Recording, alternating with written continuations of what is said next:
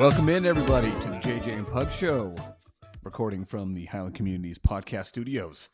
It is March 7th, 2024. You will not be listening to this on March 7th. No. 8th? 9th? Maybe? 10th? I don't know. I don't even know.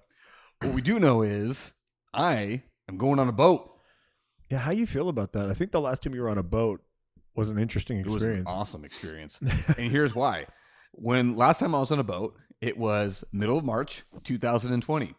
And for any of you who know anything, that's when the world shut down. Just a smidge. Should I tell a story? Yeah. I wasn't planning on it. I think it's relevant because you're going on a cruise and you haven't been on one since. I haven't been on one since. And I'm surprised your wife is going again. Oh, no. We are so stoked. We are so stoked. That's awesome. We've been saying since the day we got home, we got to go on another one. It's just, They're the best. I love them. Yeah. Well, I can tell you, we had a Corona baby.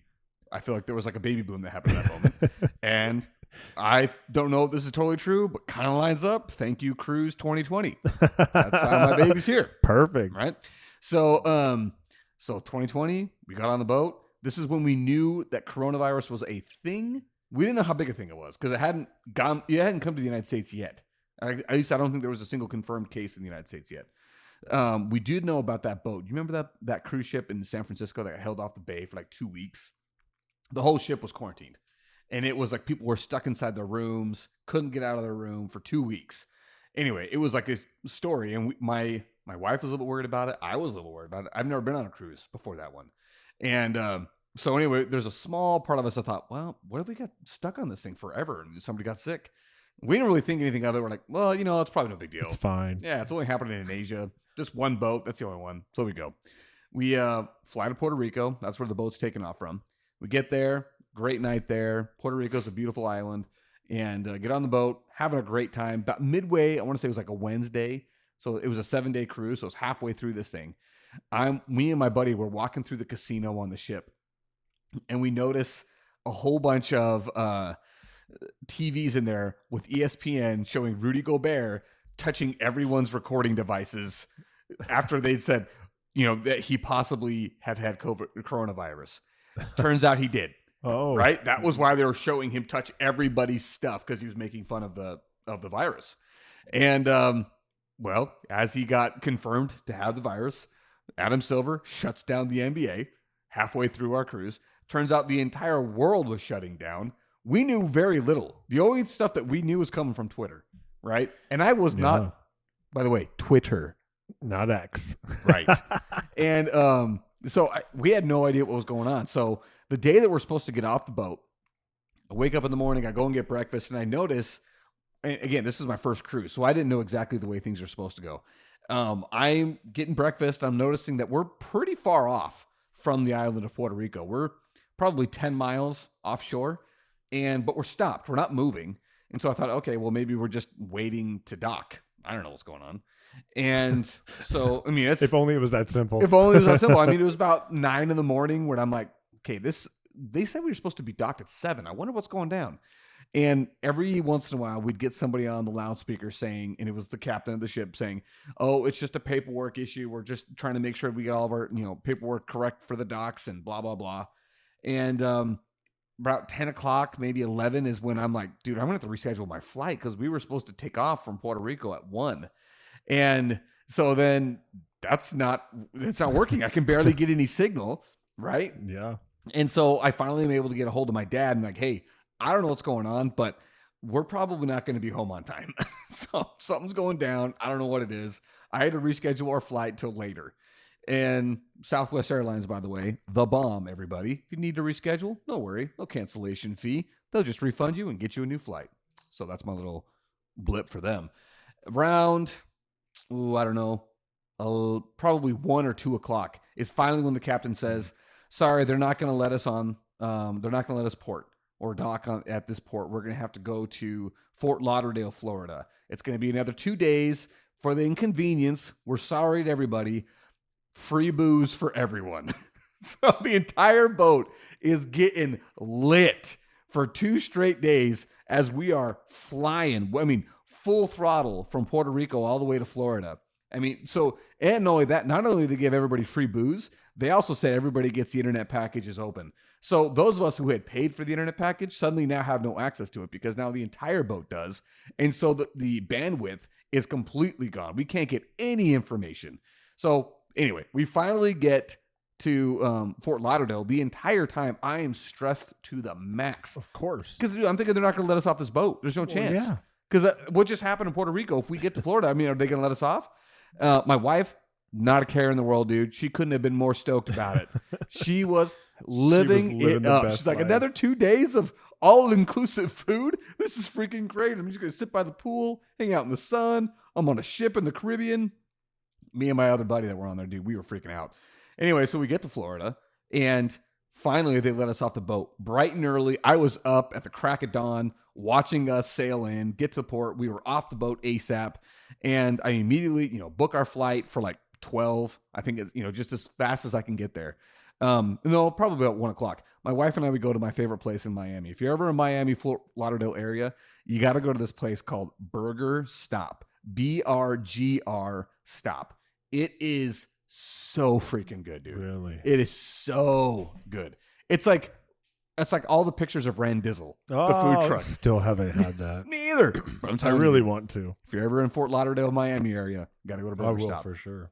So we take an Uber to Burger Stop because it's the one place I know to eat.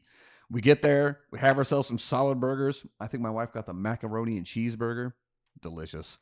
And I don't remember what I got. I just know what she got because it looked freaking delicious.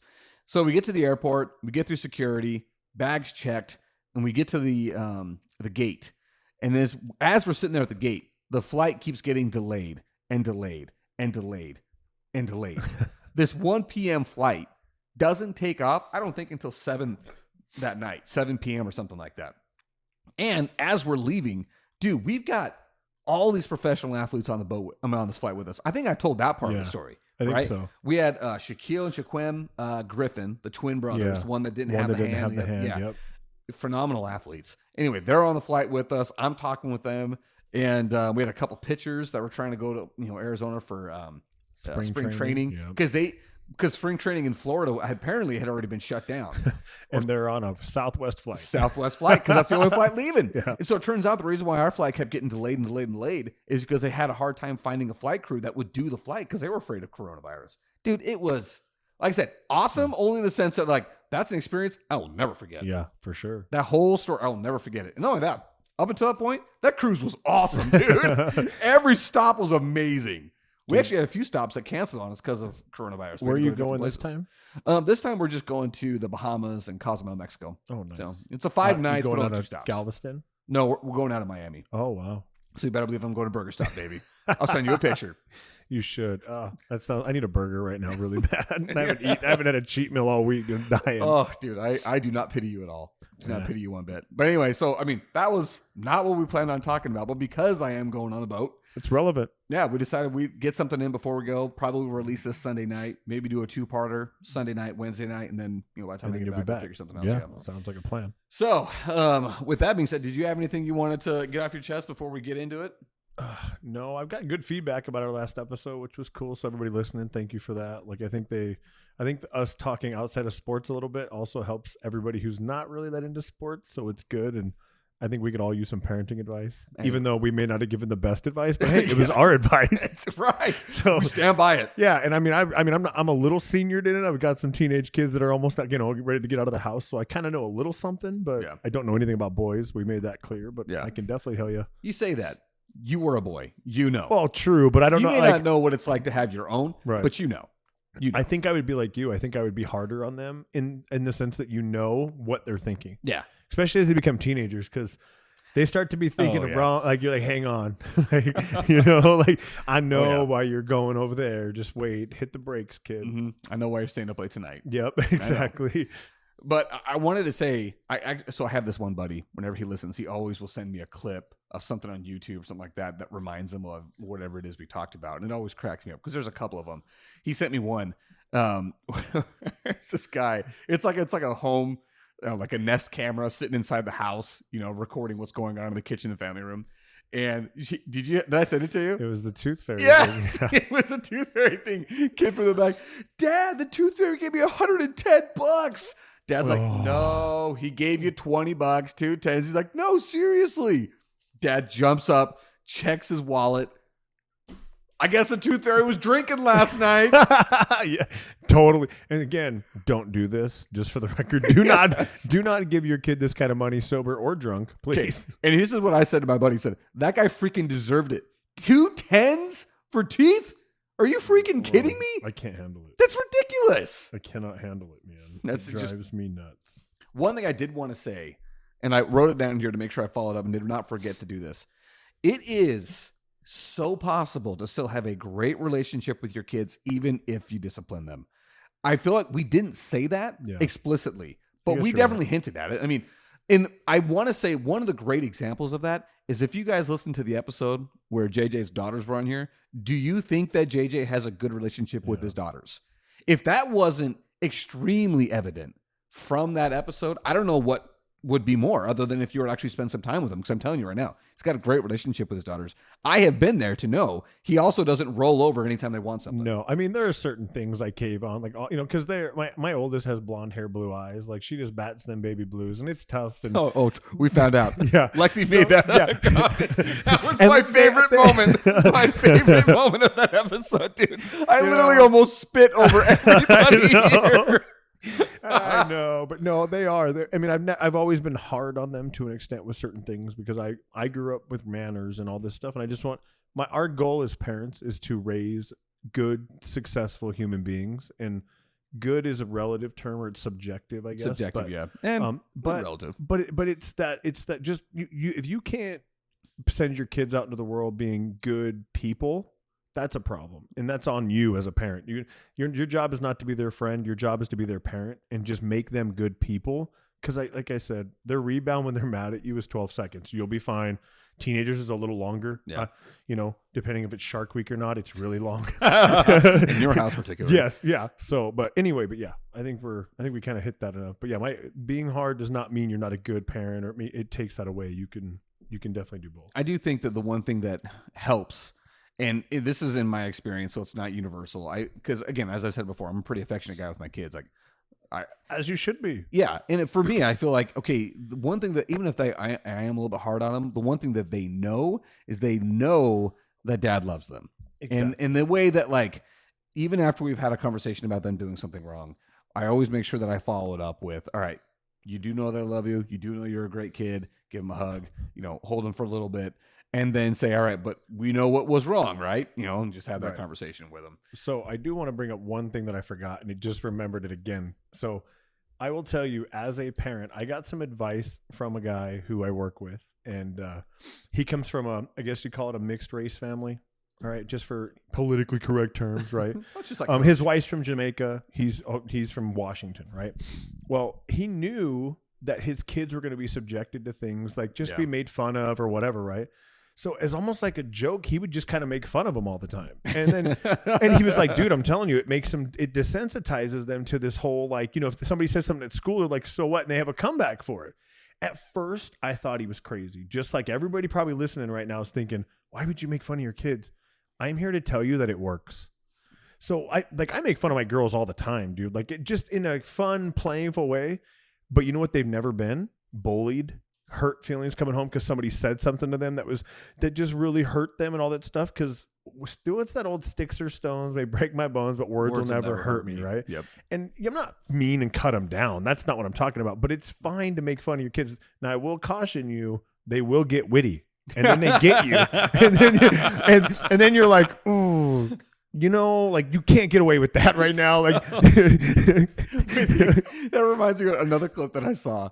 Well, this mom who's like, I don't know what she was ordering. She was ordering probably like a coffee run or whatever. She's ordering a large whatever. I don't drink coffee, so I have no idea.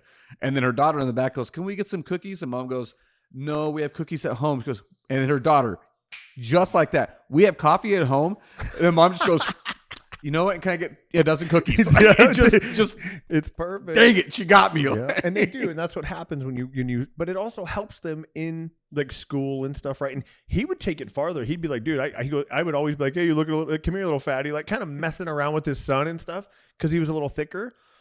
But if somebody called it to him at school, it was like he wasn't upset about it and his world wasn't crushed because it was just supposed to be a joke and funny and let it go.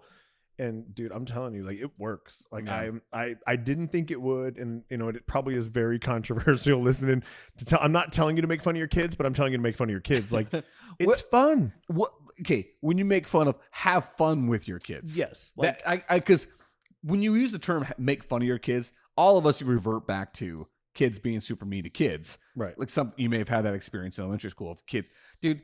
The worst that ever happened to me. So I was pretty lucky. I mean, maybe people were being mean to me, but I didn't really recognize it. The only time I ever remember being mocked at school was when kids were like, Eric the parrot. And I remember being like, dude, that doesn't even rhyme. And immediately dismissing it, being like, that's the dumbest thing I've ever heard. And just letting it go completely.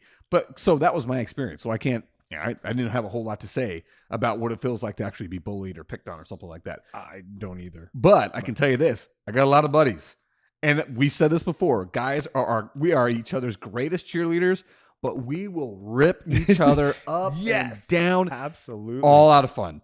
It is all out of fun. And if you're with a group of guys that don't rip each other, some of that, and this is not universal, but I'm going to say about 99.9999999% of the time, it's because they're not very comfortable with each other. Yep. And they're not able to tell each other things that, I mean, honestly, when you rip into a guy, you're not being mean. It's not even ripping into him. It's just poking fun. Yes, like, having a good time, joking with each other. And then, like we said, and when it comes down to it, when it's really up against the wall, what do? You totally push each other to your absolute max with positive reinforcement. Like, I mean, we use the gym example. That's a great example. I can also talk about any time on the football field.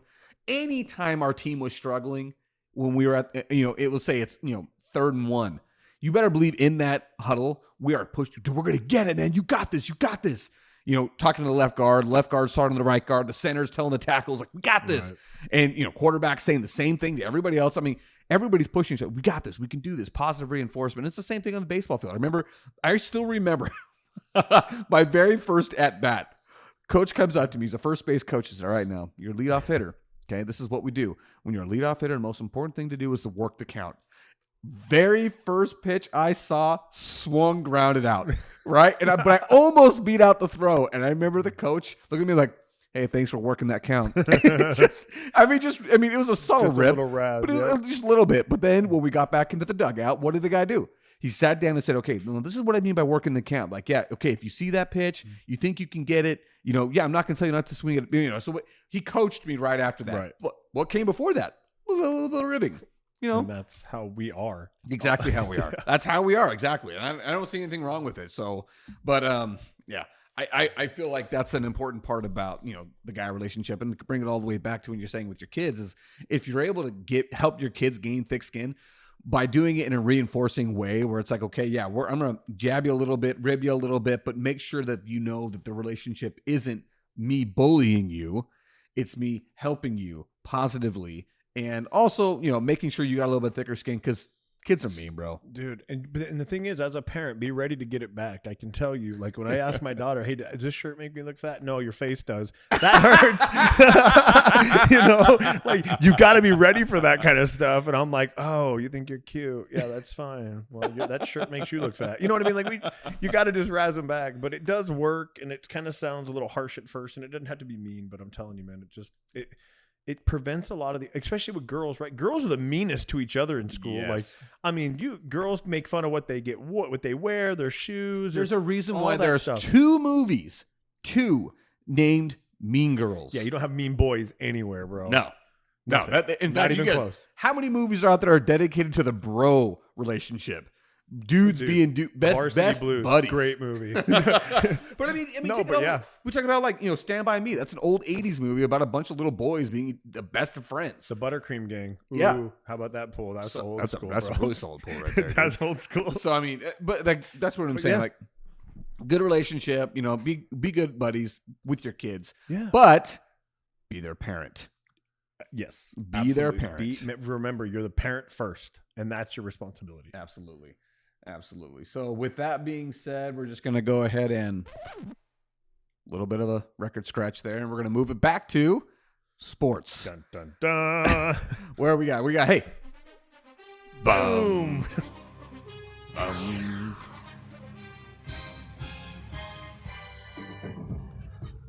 All right. So with that being said, I wanted to question you. What do you think the Bears are going to do with Justin Fields, the number 1 overall pick? What do you think they're really going to do? Because now free agency is right around the corner. When does free agency start? It starts next week. 13th. The 13th. Yep. And, the draft is about 6 weeks after that. So, I mean, it's happening, dude. It's coming up.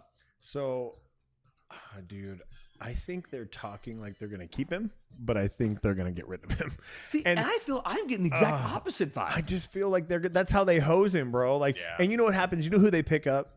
That idiot from USC. Yeah, that's who Caleb Williams. His dad wants him to have a share of the team, which is illegal. You can't do that. And all this crap. He won't do a medical exam for the combine. It's like, who is this guy? Like, what are you doing? You know what he is? He's the guy that goes to a place that has like grooming standards and says, I'm not going to shave and you're not going to tell me to. And I'm going to get a doctor's note to prove I don't have to. New York Yankees. Dude, yeah, I'm like, no, like that's not how this works, man. But I don't know. I think they're going to hose Fields. I hope they don't, because I told you before, I like him. I think they could build around him. I'm not a Bears fan. My brother-in-law, Joe, my new brother-in-law for my new sister. Oh, yeah. He's a Bears I was fan. Say, your brother-in-law, Joe. I don't know if you saying that name before, but Yeah, he's a Bears fan. Bless his heart. Dude, that's a rough team to be a fan of, man. Yeah, but he'll bring up the 85 Bears and stuff, and I'm like, okay, let it go. Like, that was a long time ago. Dude. That was before I was born. You can't bring it up. I was just saying, you were literally living on a 35, like almost a 39-year-old dream, dude. That you gotta move on. You gotta move on. He'll never let it go. He's from New York. He'll never let it go. Having said that, I mean, I'm still living off of the 2001 World Series. That's the only championship this whole state's got. So, but we did get there this last year. Yeah, we got there. I mean, the Bears haven't even floated back. Yeah, no, they got to the Super Bowl. Remember with Rex Grossman? They got pummeled. When? Absolutely pummeled. The 90s, 2000s? No, 2000. I'm going to say 2005? With Urlacher? They got his last year? I want to say they got beat by the Colts. But yeah, they got there with Rex Grossman. I still remember the Sports Illustrated cover because they, it started the season off on fire.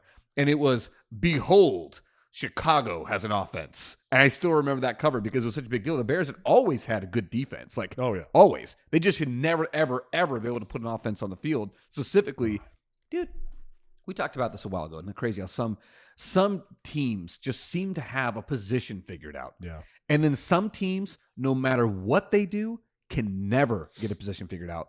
That's the Bears with the quarterback. They can't figure it out.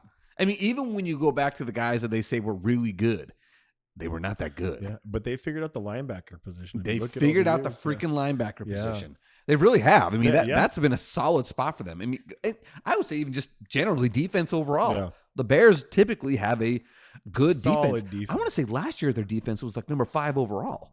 Top 5. You're probably right. You have useless information. Yeah, that's so you're probably accurate. But a pretty solid defense.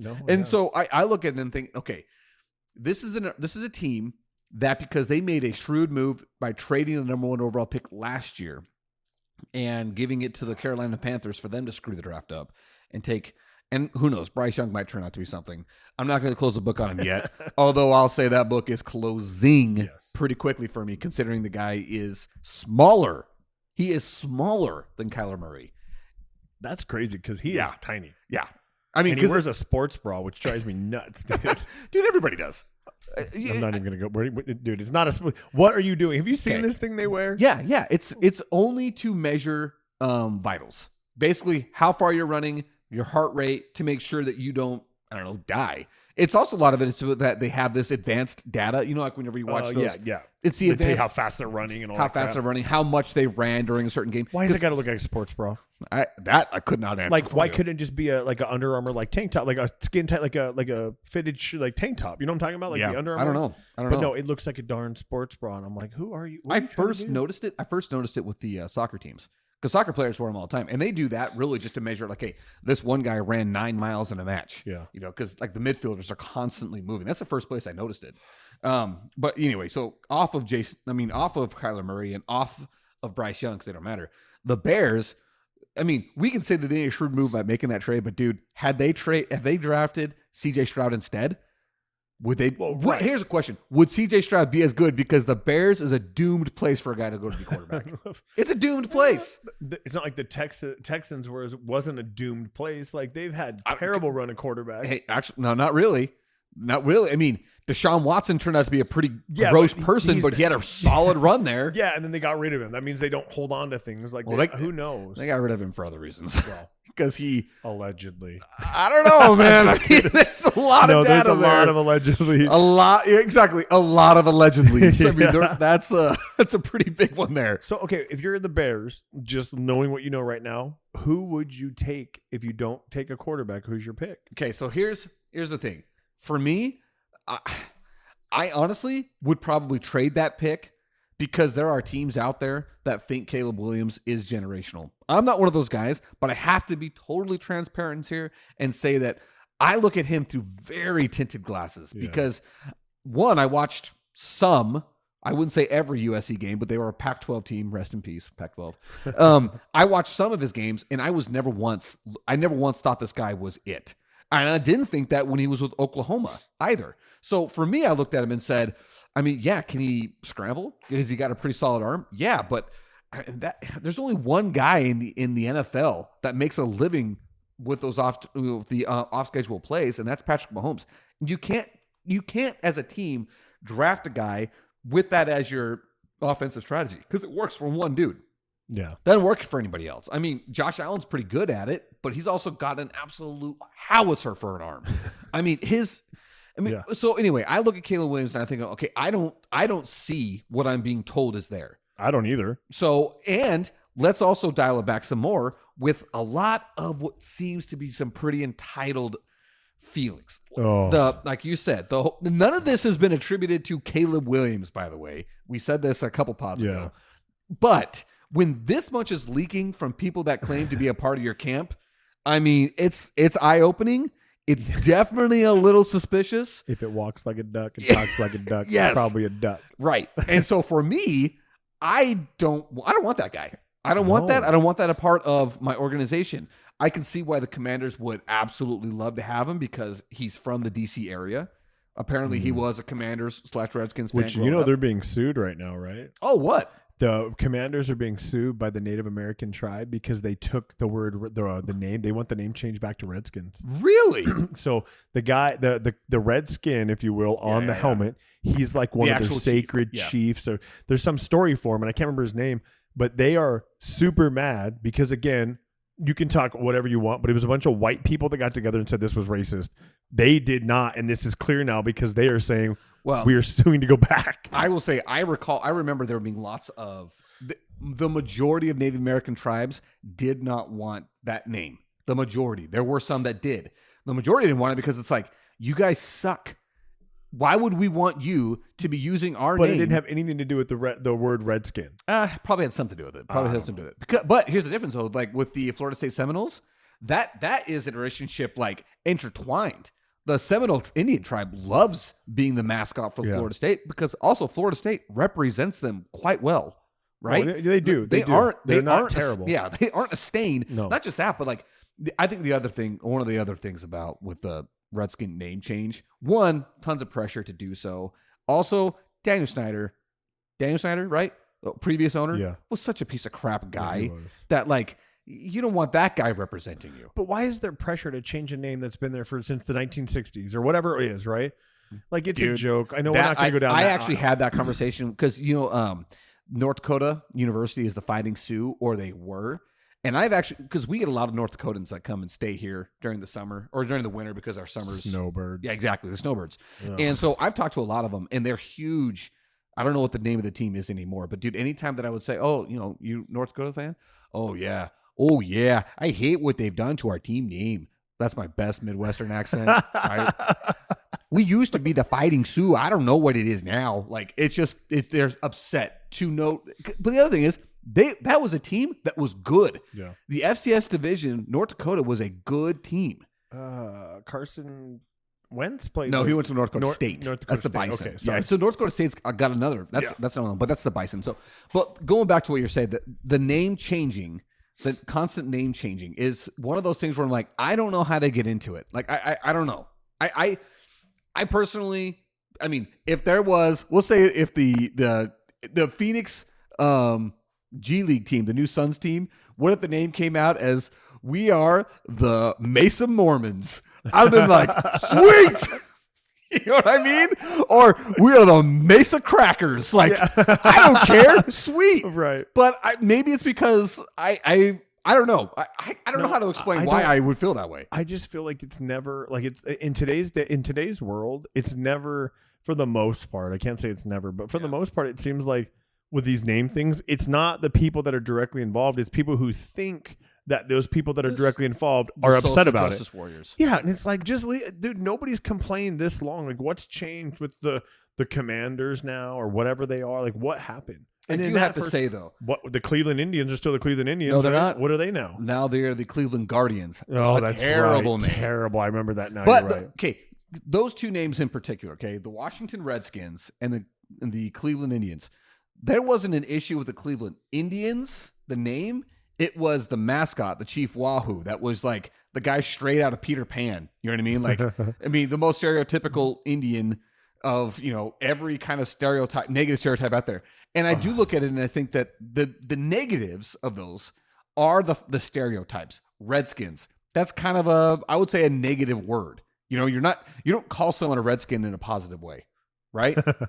I mean, do you? No, I understand your point. Right. Like, so I get what you're saying, but it's so, like, why did we get so sensitive all of a sudden? That I don't know. And again, I don't know. And again, if it was, let's say the group of Native Americans came together and they were like, we don't want this. It's very offensive. Okay. You know, I don't know why you let it go for 50 years, but hey, you know what? It's 2023 or whatever it was. Let's just change the name now, I guess. But that doesn't seem the case with this. You know, it doesn't. That guy was like, he's a legit warrior, like one of their, like, you know, their people they look up to.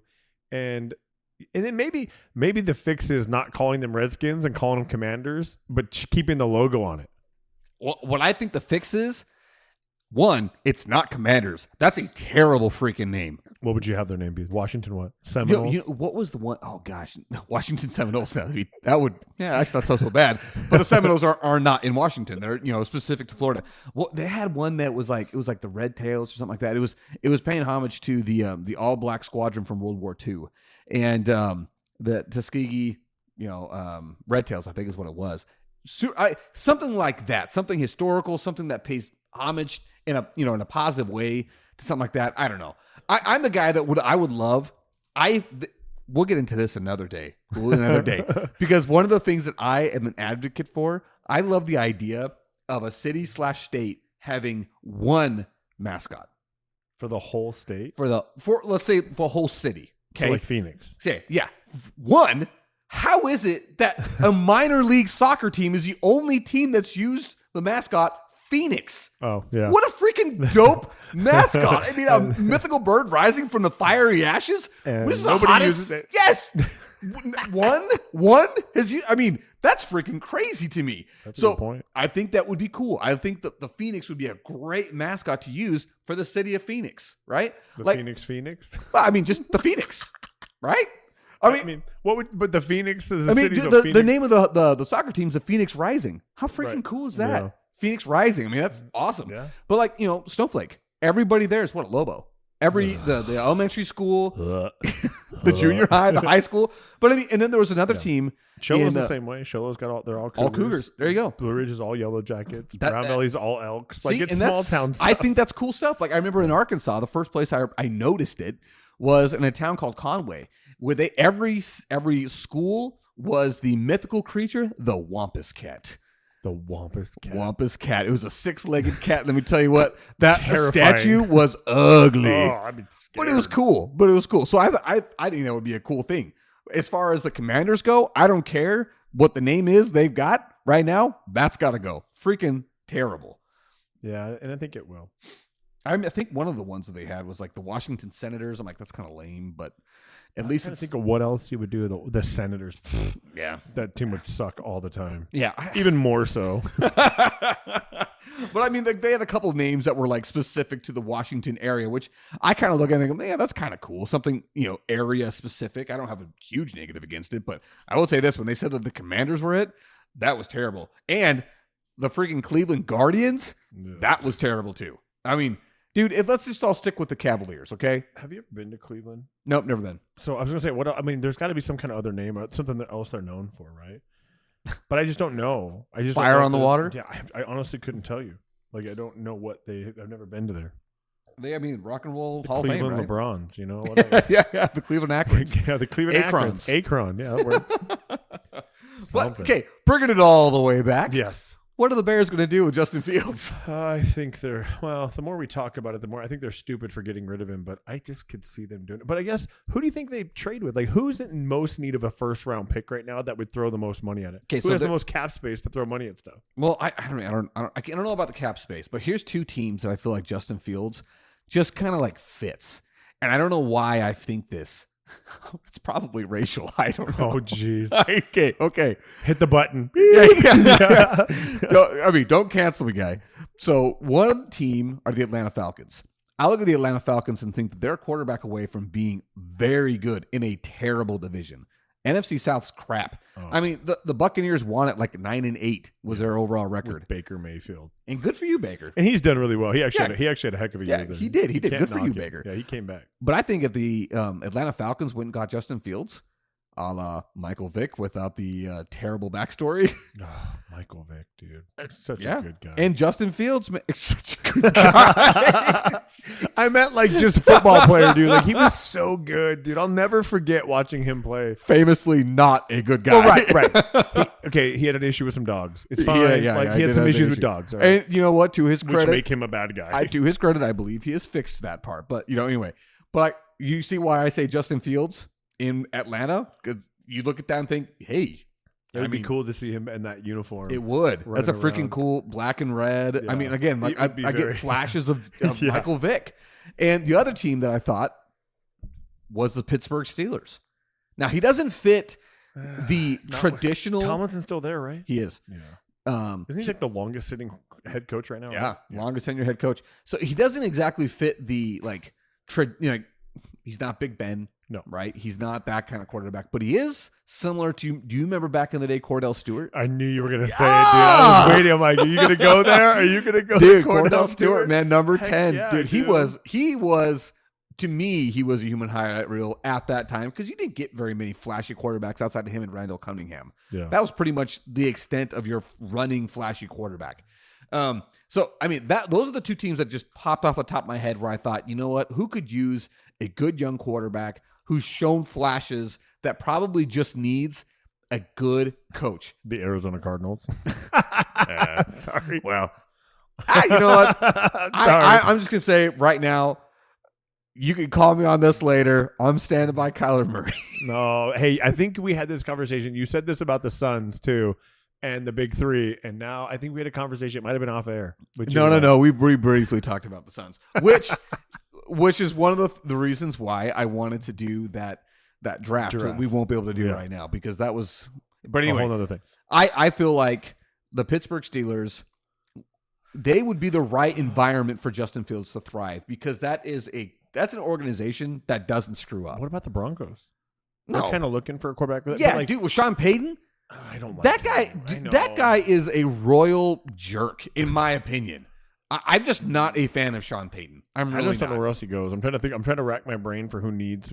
Like you said, Seattle needs a quarterback. They got Geno Smith now. Yeah, but he's doing all right. Like, I don't think they need anybody. Like, he was pretty successful last year. I think he made the Pro Bowl. Like, that doesn't mean crap anymore. But still, a guy who was like a nobody who played for the Jets back and I will say Geno Smith definitely reinvented himself. He did. So you got to give him that. Reinvented himself. But, I mean, there's lots of quarterback needy teams out there. I'm just trying to think of the Steelers are not normally the team that would give up the draft capital or the trade haul that the Bears would probably want in return for either number one or Justin Fields. Because clearly they're trading one or the other. They're not keeping both. Yeah. So, but I look at the Falcons, I think that's an organization that would probably put it on the line. That's what I'm saying. Like, I mean, when you narrow it down, you start talking about it, you start thinking of the 32 teams, and the Falcons are probably a really good fit for him. Yeah. I mean, no, that but the Titans have that new guy that they're kind of behind. Will Levis. Yeah. He didn't show any reason for me to think he was the right guy. I know, but I don't know that they would go after Justin Fields is what I'm getting at. So I don't think so. Not after Will Levis. I mean, he was a rookie. He played 4 games at the end of the year. He didn't play before that. What about the Colts? Are they riding the Minshew train still? Anthony Richardson, he's that guy they drafted number 3 overall last year, but got hurt. Right. He got hurt. I think he played 6 games, got hurt in every one of them. But I mean, Man. he's one of those guys that looks like he could. I mean, he could at least be fun to watch. So I don't know. I'm going with the Falcons or the Steelers. And you're probably right. With if anybody. Yeah. And with that being said, you know what I had heard? I had heard that Broncos country, let's ride. Broncos country, let's ride. Broncos country, Let's ride. So dumb. Broncos country. Let's ride. Yeah, you riding that into the guy- sunset, bro. Like, you're gone. Russell Wilson is just the freaking weirdest dude. He's so freaking weird. Dude, how about this one? Hey, Seattle, we got a deal. Go Hawks. Go Hawks. What? That was when he announced his contract extension from his bed with his wife. Which is what's her name? I can't remember. her Sierra. name. Yeah. Dude, he is just do you ever heard the clips of him calling himself Mr. Unlimited?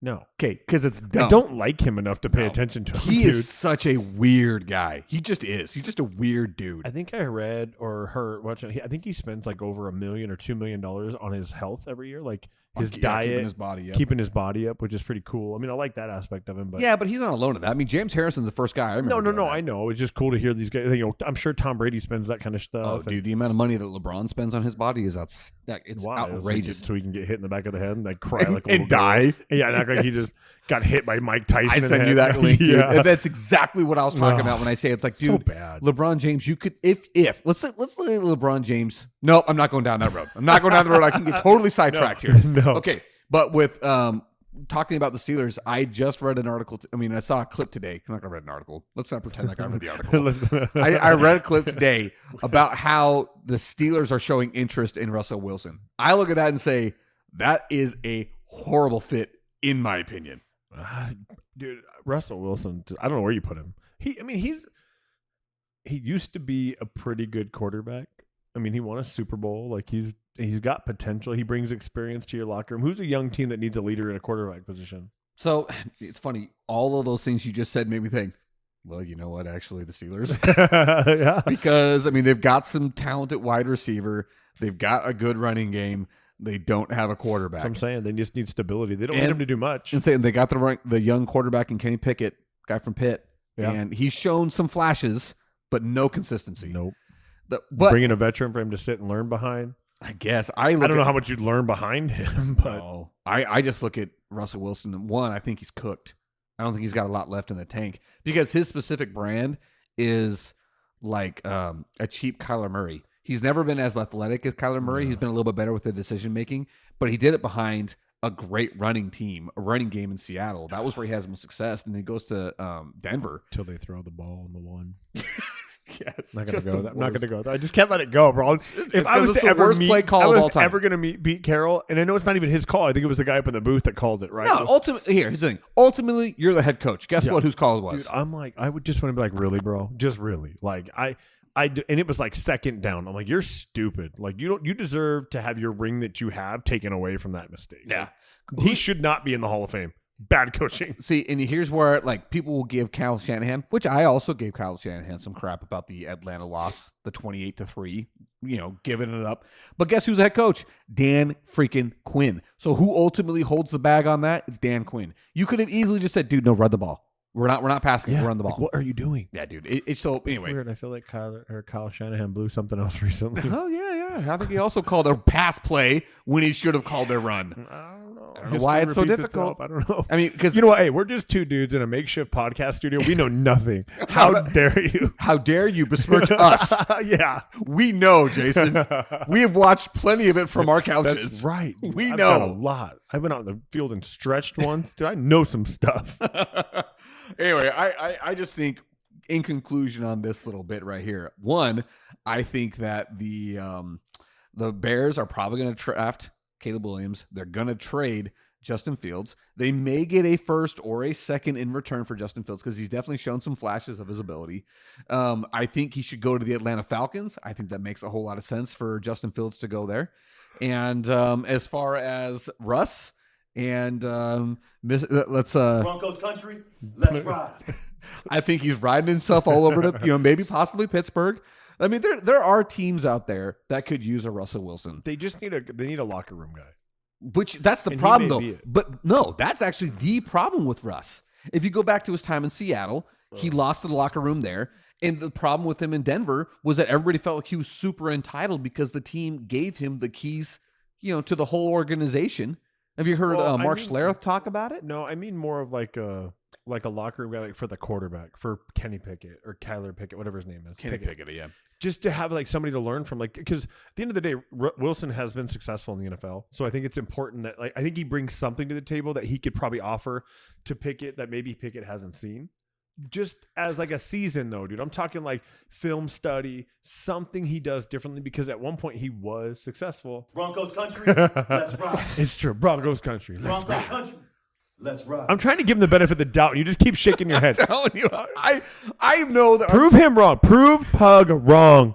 All right. Good Russell on you, Wilson. Russ. You do it, Russ. Prove me wrong. If you do it, you can come on our show. Yes, I will allow you to be on the show, And you can call him right to his face and say, Broncos country, let's ride. or whatever team you're on. Yeah, whatever. Whichever team you're What on. would you steel curtain? Let's curtain.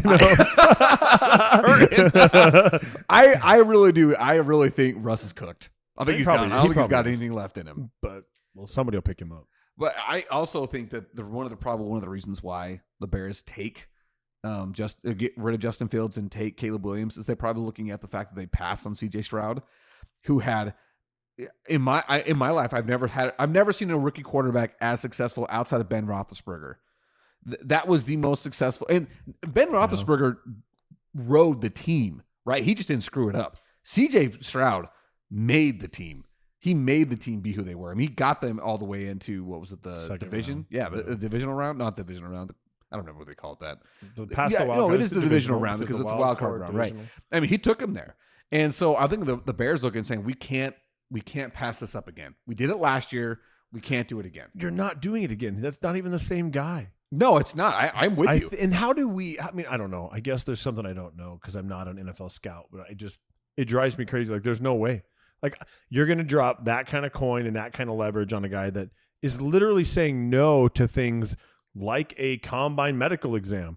Like, what's to stop him from doing anything? All he's going to do is bring your organization problems. It's not worth it. When you know what you got with Justin Fields, you know that hey, you know what? It's potential there. Like, maybe we need to add, because they've got a heck of a receiver crew there with him when they're healthy. What's his face destroyed me in fantasy DJ football. Moore is amazing. Destroyed me when I played Kara of all people. Ugh. She don't listen to this, so I'm not giving her credit, but it's fine. She won't even come on this. She won't even know. Dude, okay. But here's where I'm going to disagree with you pretty strongly. With Justin Fields, you've had him for 3 years. 3 years is nothing. If you don't know that he's your guy after 3 years, guess what? That's enough time for you to say, No, we've seen I him don't here. agree. We don't know. How long did Aaron Rodgers sit behind Brett Favre? I look at that and say different. That was the whole plan. But I the know whole what the plan point is, it takes for him time. and Jordan Love. The whole plan was you're going to sit behind this guy, Hall of Famer. We're going to invest in you. You're going to sit behind him and you're going to learn. Justin Fields was thrown in the fire immediately. See, you're a typical NFL owner. You want fast results with something that you can't. It takes time to be an NFL quarterback. Very rarely does somebody come in as a rookie and be good. No argument. Brock Purdy he's an anomaly. CJ Stroud is the anomaly. CJ Stroud, they're 100%. anomalies. So you have 3 years, not 5 years. I'd agree with you. No, see, this is where I'm saying, because at that fourth year, you need to know, because now you have to decide whether you're picking up the fifth year option. You have to know now because you have to pick it up before the start of the fourth year. I think that deadline's coming up. I don't know. So you got to know. And after 3 years, if you are not convinced in 3 years that maybe he's not it now, but he will be, then you got to cut bait. Otherwise, you're locking yourself into a lot of money, because that fifth year option's not a small amount of cash. You got to Yeah, guarantee. but you're going to drop coin getting rid of him and buying another one. Well, maybe It's a you got the number wash. 1 overall pick because the Panthers suck.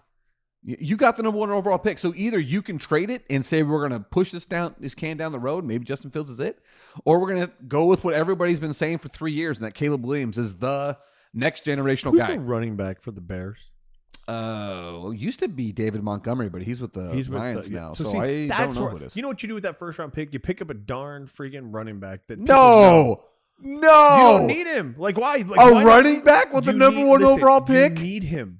Okay, maybe you sell him and you get him. But my point is, that's what the Bears need. They don't need to get rid of Fields. They need a running back. Jason, I could not disagree with you more on this. That's fine. Disagree, but I'm just saying, like I'm not a big fan of this. Sell him off. Oh, he didn't do too good after 2 years. Get rid of him. Like these guys take forever. Listen, I am with you on the sense. Okay, maybe we don't get rid of Justin Fields, but I'm gonna say if there is any team in the NFL that knows who he is, it's the Bears. The Bears. It's the Bears. Nobody's had him for 3 years in their organization, in their locker room, in their gym, in their meeting rooms. Like they know. So if they feel like they're getting rid of him, it's probably because they feel like he's not it. But also I should clarify and caveat this. The Bears suck at figuring out quarterbacks. I understand. Historically suck at it. So they could be completely wrong. Jay Cutler was no joke. He was a total joke. that was him to a T, man. Jay Cutler was a better actor than he was a quarterback in the league. Dude, so in the league, great show. Great show. But I mean, I don't know. I think that the Bears, I don't know what the Bears are going to do. I look at them and I think that they have two great trade chips that they decided to cash either one in. I don't know. If it was me in the Bears, what I would do is I would trade number one, and I'd get everything possible out of whoever's coming up, and I'd build my offensive line. That's what I would do. Because I feel like in the NFL, there are few true difference makers when it comes to the running back position. Those guys, they're rare. They're kind of a dime a dozen. Yeah, you can. Or not, I mean, you can get a run. Yes, you can get very productive running backs, like I said, dime a dozen. Yeah. But the true difference makers, the Christian McCaffreys, those guys, there are not very many of them. That's not very common that you get those guys. So I'd say, you know what? Maybe we trade back, get to maybe 5, 6, 7 in that range, and you get yourself a premier tackle. I think there's 3 premier tackles in this draft, and then you just build it that way with Justin Fields. I don't know. But to say this, Justin Fields, I said this a while ago, he's also not unblemished here. He said some stupid things in press conferences without thinking. He's put his foot in his mouth a couple of times, which may be one of the reasons why they want to get him off. Get off of him. I don't know. Could be. I mean, we don't know, but no, we don't. I don't know. I just feel like he's all right. I would give him another 2 years. Like that's just me. I would be like, you know what? He's shown enough. Like he's got the ability. It's just we need to make people around him better. And just give him the best opportunity. And really, here's my question for you. When I'm talking about, there are certain teams like you bag on Kyler Murray, and I have to suck it up because Kyler's my guy. We paid him so much. But hear me out here. Yeah. I listen. I know all the criticism out there. I have leveled tons of criticism against him. Okay. Here's me on the outside saying, how do you feel about Dak Prescott? If you had number 1 overall and Dak's your guy. I'm getting rid of him. But we've had him for 5 years, 6 years now, and he's choked every time. Like I know, but Dak, this is a guy who doesn't believe in him. He is a at worst top 3rd quarterback in the league. Right, but he's Tony Romo 2.0, bro. Like he's a great fantasy football quarterback, a great quarterback in the regular season, but when the ball's on the line and the game is if you're on a final drive and Dak Prescott's your quarterback, you're going to tell me you're confident? No. That's what I'm saying. So, yeah, I am. And I'm not saying I am over what's his face right now because you don't know. He's not in the league enough. But Dak's been in the league a while, and he's had some really good. You talk about offensive lines. That line back dude, that line was legendary. Dude, you can't beat that. And what happened? First round knockout again. And I would attribute some of that to coaching. Okay. So here's my question. Think back as best you can to before Dak got paid. How did you feel about him then? Did you feel like he was worth the $40 million a year they were going to pay him? When he came into the league and he took Tony Romo's spot, yes. Like the way he played, you were like, dude, like I see what happened. And then they paid him and he took a big giant crap. And just says, I'm just getting paid now. I mean, a lot of it's play calling, right? They went away from Zeke. Jason Garrett freaking sucked too. Yeah, he was terrible, that guy should not. Okay, that's the Cowboys' problem. There's one Jerry thing about Jones is the Cowboys' problem. Dude, yeah, well, because he hires average coaches. And he sticks Jimmy Johnson's by on them. an advisory board now. Well, it's about dang time. Yeah. It's about dang time. Jerry Jones sucked that up and said, "Oh, you know what? If you want to win, you got to put Booby in, bro." But really, I mean, look, he's got McCarthy still, and everybody knows McCarthy is as mediocre as they become, as they are. Such a throwing coach, it drives me crazy. And Jason Garrett was trash, dude. There is nobody on television I that was is waiting. worse I at knew their you were job than gonna- him. Oh my gosh. How does he continue to keep it's just awful. It's a name. So I mean, but that's the reason why I'm saying it is for me, when the Cardinals paid Kyler Murray, I was like, I guess we have to. I guess we have to pay him because we don't have a better solution. We don't have a better option. This is who we got to pay. And so I'm looking at it from the Bears' perspective and thinking, okay, if I've got the number 1 overall pick and I am unsure with Justin Fields, then maybe I sell high now, get what I can get, and move on with the next guy. Whether that be Drake May or Caleb Williams. I really don't know. Or shoot, Jaden McDaniels from LSU. Yeah. I mean, you got 3 guys I like you can him pick better. from. I honestly don't. I don't. But I like him better. let me say this. 100% biased opinion on this one because of the way he left Arizona State. Him and Herm Edwards, screw them both. I'm probably wrong about both of them, but you You know what? probably Screw them are. both. Herm So- Edwards, I know he didn't do very well when he exited, but I got to sit into a motivational thing with him.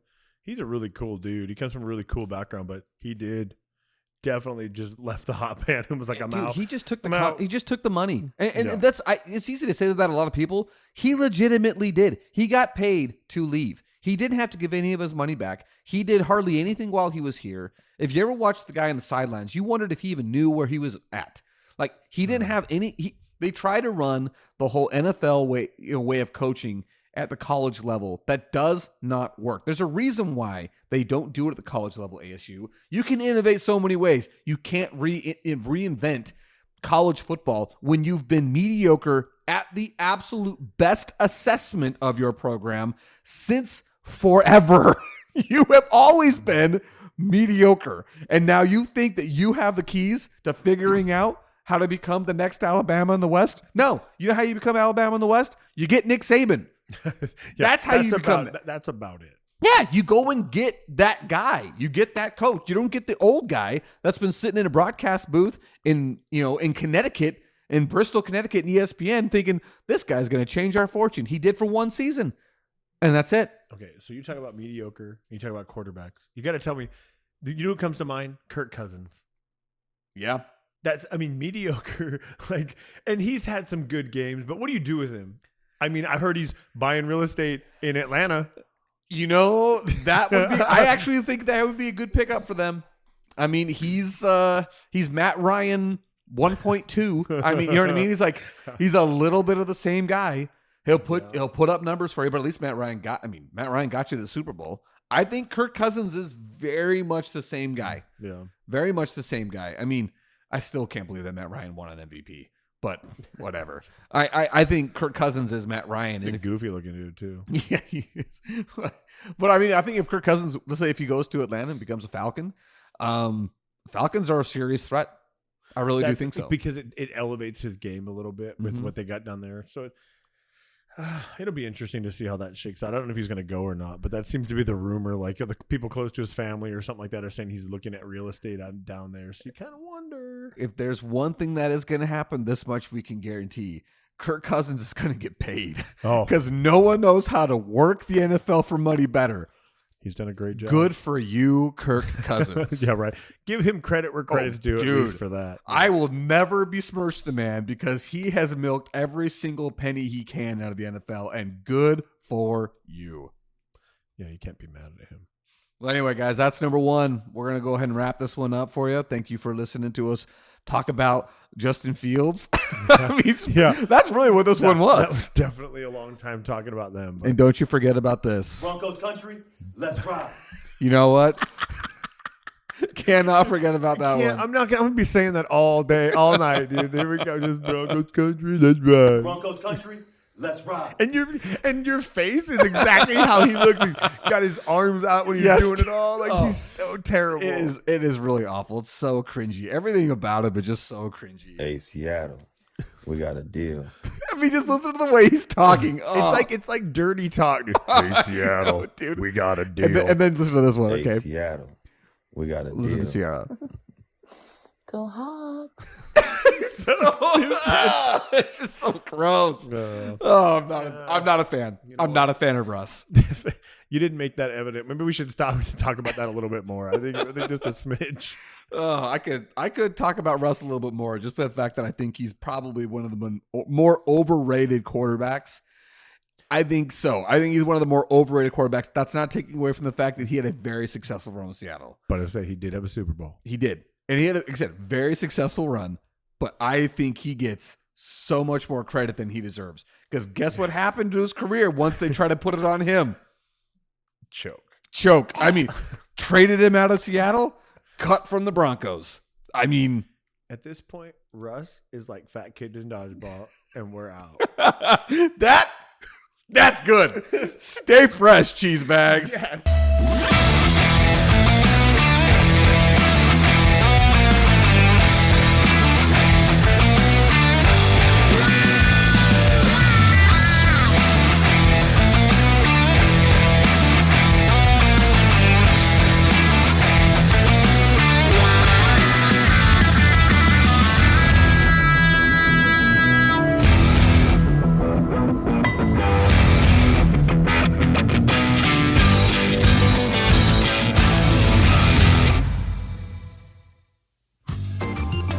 The JJ and Pug Show theme song was written, composed, and performed by Lane Hartman.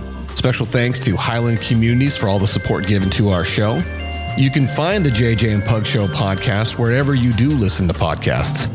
Look us up on Facebook, Instagram, and TikTok. Remember to share the show with your friends and family and subscribe wherever you do listen. If you're able to, please feel free to support us by sending a donation to us by going to ko-fi.com/the JJ and Pug Show. That is ko-fi.com/the JJ and Pug Show. Again, thank you so much, everybody, for all the support, whether that is by simply listening, whether that is sharing it with a friend, or giving us that sweet, sweet cash. We truly appreciate it all. Thank you so much.